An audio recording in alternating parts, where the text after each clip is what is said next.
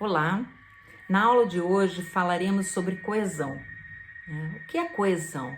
A coesão é aquele elemento de coerência que garante a ligação entre palavras, frases, orações e entre parágrafos, ok? Então, quando eu gosto muito de começar a pensar no tema coesão com o seguinte poema. O poema chama-se Proclamação e é do Arthur da Távola. O poema diz o seguinte: proclamo E diante do ou. Sou E, não ou. Sou, se só. Veja que a primeira impressão que a gente tem é que a gente não entendeu nada. Nada, absolutamente nada, que não tem coerência. Opa, o que é isso aí? O que está escrito aqui? Né? Mas acontece que se a gente começar a ver algumas palavras devagar, a gente começa a dar sentido. Por exemplo, proclamo o E. O que é o E?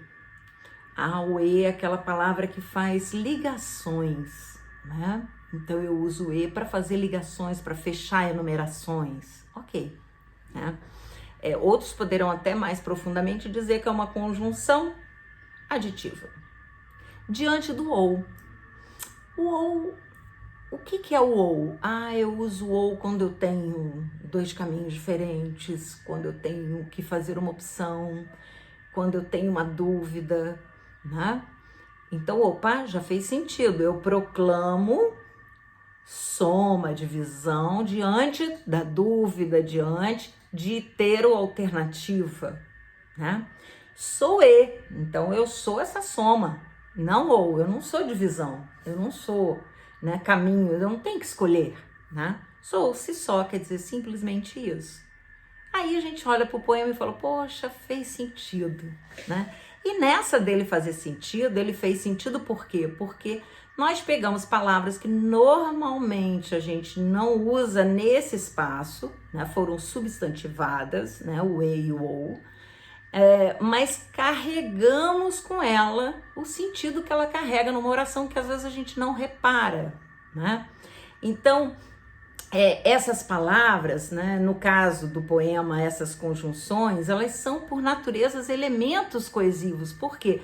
Porque elas entram, né, elas fazem a ligação do texto. Então elas não estão no texto à toa, elas estão para dar mais significado ao que está posto ali, ao que está escrito ali.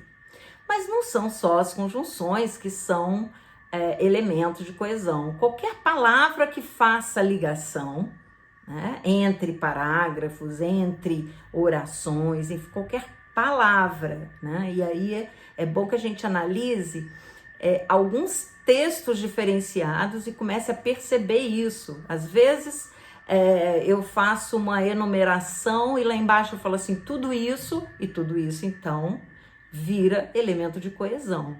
Então a coesão é qualquer palavra que faça sentido, né? Que ajude no sentido que amarre o texto. Quando a gente fala de coesão, é disso que a gente está falando.